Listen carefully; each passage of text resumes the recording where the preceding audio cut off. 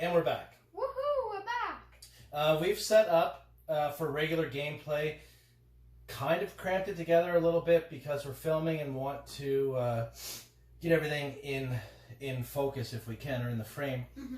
So let's, we chose the Hunt for the Darkstone, which is the basic first mission. We chose a medium stockpile.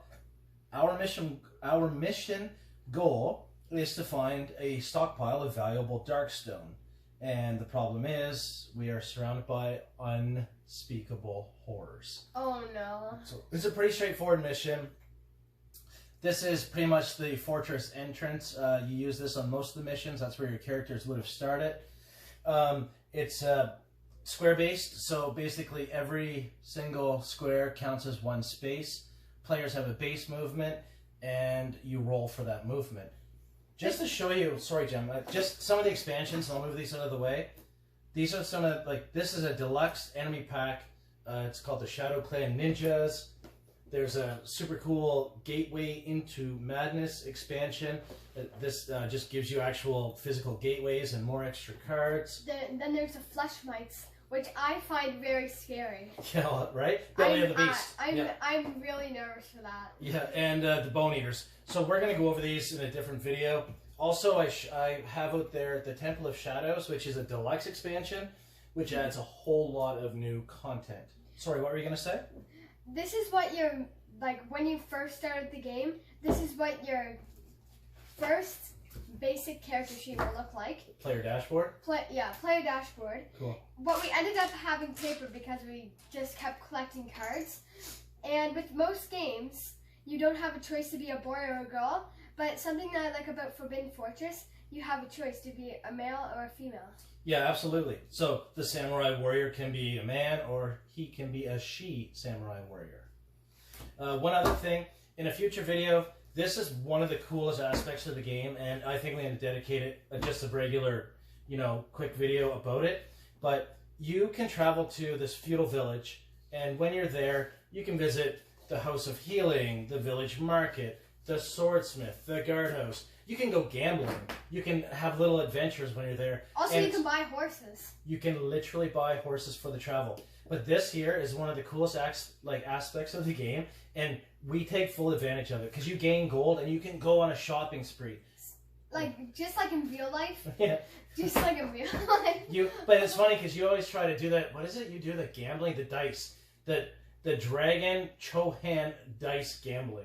That's hilarious. Anyway, okay, so we have dice tray, tons of dice. We are here. We are hunting for Darkstone. I'm going to move our dashboard. Okay. Most of the cards and stuff we actually have put the information down. Like I have a pistol here, and any modifiers for our base health or sanity, defense, agility, very much is easy to control on these papers that you can get. Even your player upgrades, right? Mm-hmm. Okay, so the first player will always have a card called the Old Lantern. And that means that player will roll for the depth track. So this is the depth track, and I don't know if you can see it very well, but basically there is us and darkness. So every turn after both of us will go, she will roll 2 dice, and our marker's in here, she has to roll a 7 or better, an 8 or better, or a 9 or better as she moves along. And there's also things you have to resolve as you go, such as darkness and growing dread. So, beginning of the turn, we just finished our turn, she will roll. Oh no. Don't be bad, make a roll. Thank heavens. My gosh. So, she rolled a 7, so there's nothing to resolve, nothing moves, everything everything stays the same. It's 8. All right, oh yeah, sorry, it's first day counting. Okay, so, your turn. Okay, I should probably go to the door to get a new map because we have a goal. So I'm going to start with movement by rolling a dice. What is your movement modifier? Do you have any? A movement modifier? So I have my regular dice roll, plus I can move 3 more. I have a +2 movement. Okay. +2 movement. So basically, just like a lot of other games, you can change your character, build your character, advance your character, and this is... And I'm going to move Oh my gosh. Nice. I don't even have to use my extras. So when she comes, 1, 2, 3. when she comes to the edge of this map, she stops, draws from the map deck. Yeah, it's okay. And no, you won't be able to see anyway, but they'll get the idea. Okay. So draw from the map deck, and what did you get? So it is the Sacred Garden. Do you know something interesting? In the rule books, which we'll talk about in a different video, there's some advanced play. Like for this one, it's called Massive Statue, and if you draw this card to match this, then it's like sort of makes advanced gameplay. There's so many little secret, nuances to this game. Okay, so this game, and how does it lay? It shows you in the picture. And it starts this way. This way. Okay, so we're gonna move this. We're gonna put this map down. I will move these cards. Some of the maps are just so big. Yeah, it's super cool. You can get overwhelmed so easily. You think? Overwhelmed, or I think at first we tried to keep the entire map on the board, and we didn't realize that was a mistake, because as you move along, you can remove pieces and sort of keep your main play area. But you're right. The first couple of games, we would spread a table of maps, but we figured that out pretty quick. Yeah. Okay, so once a new map is revealed, we immediately will lay down an exploration token. Exploration token. Here's the token tray. Can you hand it over? The token tray? Yeah, Yep. sure. So the token tray is literally, this is it for tokens. A lot of the stuff you can resolve on your player sheet, but it's quick, it's easy to access. I think we bought this at the dollar store. 1 second. I just need to get it. There we go. So I got face it. down. So at this point, if anyone moves onto this map sheet, then this will have to be flipped over. And that happens every single time. So you will now flip this over because you're moving onto it. Okay. So this can be good or bad. You could draw an encounter. You could draw a fight. We could have nothing. We could get a clue. Go ahead. Oh no. It's an attack. Oh So, no. This circle, actually, can you grab those world cards? If we were okay. playing the more advanced game, which we're not in this video, this is really cool because that circle is a gateway circle, and that means any expansion packs you have, whether it's Temple of Shadows or the Wild West or whatever, there's literally endless, endless expansions. Oh my god, the biggest brain fart just now. Endless expansions. They just come in a form of a world card. You would then draw that and have a gateway, because this is what that means, a gateway, and you can end up in the mines or the belly of the beast, or we are in Forbidden Fortress, and that makes it literally, like you had said in the last video, like endless replayability. So you Yeah. go ahead and put those back. Whee! So we have to draw an attack. For us, we will draw this medium attack card. I will give it to you to resolve. And we got 2 low threat cards. Okay, so her medium threat was to draw 2 more low threat. So I will grab the low threat deck and give you the top 2. Okay. We got Okay, what's happening? 1 Oni. Okay, 1 Oni. Oh my gosh. And Those guys are big. D3 Tengu +1. That Ooh. is not good. Okay, so a D3 is a 6-sided dice that you break down. 1, 2 is 1, 2, 3 is 2. And 5, 6 is 3. Yeah. Please don't get a 5 or 6. Nice, so 1. That's sick. Okay. That's 2 of them because it's +1. Oh yeah. That's still 2 Tengus. Okay, so And 1 Oni. anytime you draw a monster in Forbidden Fortress, it goes at the furthest point away from the map, away from your character, and we will use the broken-handed Oni. He lost the previous battle, so Oh, Poor that's so sad. we will put him here.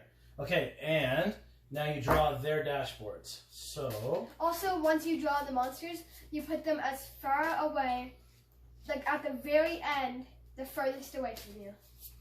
that's awesome. I literally said that verbatim. What's for? Verbatim? Like you're saying, I literally said when you draw it, you put it at the very end. Oh. Normally, so we are a level 4 now, and when you're a level 4, you will actually roll 2 dice and add these elite chart combinations to your character. So if you were an elite and you drew him and I rolled a 4, then not only do I have his normal combat, normal damage, normal abilities, I would also add +5 health and increase terror to 2, or whatever I rolled. If I rolled a 3, it would be, combat hits ignore armor. But for this example, we're just going to go ahead and keep it simple. So we will each take one of these cards and play the enemy. I'll play the Tengu. Okay. Oh wait, I already have the Tengu here. So you have an initiative of 8. 7. And 3. So you're last, I'm first, second. Right. First, So- second, third, fourth. So let's go ahead and that Tango will go now. So their movement is, Oh my gosh, 10. so 1, 2, 3, 4, 5, 6. That's awesome. 1, Wait, 2, why is 3, that 4, awesome? 5, 6. Now here it says, do they pick different people Each time they choose a different character. So they'll attack me, then they'll attack you. Do they have range? No range. So yeah. Okay. Okay. So I will play for them. If the Tengu had range, that would make them 50 times. They have no range. They have a melee of 3+ and 3 combat. The combat is the number of dice you will roll. And they do 2 damage to you. So I will roll 3 dice to match the 3 combat. And Don't I roll need to roll a everything. 3 or better for melee. Don't. So I rolled Oh. 2 hits. Well, not as bad as I expected. So if each hit does 2 damage, and I have 2, that means I've done 4 damage to you. 4 damage. Now I gotta do my defense roll. So I would take 1 second. Oh yeah, 4 damage because 4 dice, yeah. And we are gonna roll. So Oh, just that's talk about it bad. quickly. What is your defense level? My defense level is, okay. My defense level is, it is, what is it here? 4+. Okay, so as long as you roll a 4 or better, that hit will miss you, correct? Also with the ninja, it says you may not use guns, but once per turn you may re-roll any number of your defense roll just Okay. made. So those 2 4s negate the other hits, Okay, so then I can do the re-roll right here. because the ninja. Yes. So And you I know, got another one. now you do have armor, so go ahead and roll your armor. Armor So means plus 4. after you roll your defense roll, you have one other option. You have to roll a what plus? A 5+? 4+. Okay. And then I have an armor of 6+. Okay. So I'll roll the 4+ first. And then the 6+ armor. So you take a hit. Okay. All right. Now this one attacks I already you. have so much damage on me. I should probably heal. Okay. So crit. So as I rolled a 6, so sometimes some of the monsters have a critical hit. So if it doesn't have a crit, then that's just 1 hit and a 3 I'm plus still 2 getting more hits. damage. So, Oh, no, 4 more no, damage. No. So 1, 2, Again? 3, 4. Yep. Thank you. But no thank you. I don't want to get. Oh my god. So okay. So you Oh, rolled a 5, no. so it's good. So you still take 3 damage. I You have that once a turn armor. have armor 6. Okay. Armor 6. And it doesn't say just against a single hit, so. Mhm. I reroll it. I gotta get 6. Please! Crossing my Crits or fingers nothing. as I roll. Cross my fingers. Cross all my fingers. This is hard to roll though. Make it happen. Eh. Oh no. Fail. But you rolled 1 6, and the other one on the floor is a 2, so you still take 2 Pick hits. that up. I still take 2 hits. Okay. I'm like dead. I'm gonna die. Okay, so it's the Oni's turn. Yes. They have a movement of 5. 1, 2, 3, 4, 5. I'm so They have no lucky. range. I'm so lucky. No range. Okay, I'm so so lucky. now it's my turn. I'm going to go ahead and roll. I only have an initiative of 2, which is, the initiative is, of course, when you get to go on your turn. Also, we like that either you go first or I go last. Yes, true. And I go first. So I can move Yeah. 4 plus my modifier. So 1, 2, 3. Put me on this Tango if you don't mind. Actually, here? just wait. Take me back. I have a gun, and I have a range of 5. 1, 2, 3. I'm gonna go ahead and shoot my gun, so I can Oh, roll. pew, pew, Pew, pew. pew, pew, pew, pew, pew. I can roll one. I can roll 1 dice, and I failed worse. miserably. Yeah, it was awful because my range. I need to roll 4 plus. I rolled a 2. Now go ahead and move me. Sorry, that right to the edge of the Tango. But because I am the samurai, I have some sick cards, and hopefully we can pull this out. I have what's called Fury. That's my sort of special thing. I can collect them. There is a limit to how many I can have, but I can gain +2 combat for 1 attack. So I will spend 4. There you go. I'm the token master. This revive token is sweet. It's basically a heal yourself once per round if one of us dies. Which is most likely right Yeah, me right okay. now. Now I get... That's not good for me at all. My combat is gross. I have 7. 7 combat? Mm-hmm. So I get to roll 1, 2, 3, 4, 5, 6, 7 dice. I am melee. You should probably go for the Tengu. On it. That has the... I need to roll 4 plus. I meant the Oni. 1, 2, 3, 1 crit and 3 misses. So the crit will be automatic damage. 2, ignoring all armor. Okay, 1, 2. Yeah. And his health is right 5. on him. Oh. Long die, but that's okay. And then these ones are 12. Oh, he's definitely my dead, gosh. dead. He's Right? dead.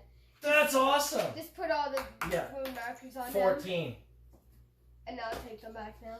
Anyway, so that's the game. I mean, really, we can go on and on and on, but I wanted you to experience a round, basically how it looks. We were as clean as possible. It's hard because we're trying to film, and neither one of us are working in Hollywood, but that's how it plays. We go back and forth. She has an enemy, I have an enemy. We'll roll the elite chart. We use our characters, and we help each other out, and it is constant. Like, it's a grind, right? You're grinding to get your reward, and you're grinding to kill these monsters. If we did kill them, at the end of that, you get to draw... Loot cards! Right? You get to draw 1 loot card per threat deck card. That means we would have drawn 3. That would have been sick. And you draw Growing Drake cards, which are work negative against you and benefit the enemies, and darkness. You get to draw encounters. Encounters. They work with your willpower, sanity, health, things like luck, lore, things you have to roll on to like checks, I guess, in D&D or other games. Mm-hmm. So for this threat, you'd have a luck 6 check. And then you'd roll your luck. Yeah. So my luck is 2, so I could roll 2 dice and I would have passed. Otherwise, there would be a something I have to resolve. And that's it. It's really is quite simple, and they lay it out in such a way that it's easy to do. This game's available at the Comic Hunter. They ship all across Canada. You can get it online. And please follow us at Flying Goat Games. And please follow the Comic Hunter at the Comic Hunter at YouTube. And please, everyone, give this game a chance and check it out. And it is sick. Super fun. Yeah, questions or comments? Leave them in the comment section. And they'll be answered. Yeah, right away. All right, thank you for watching. Have a great night.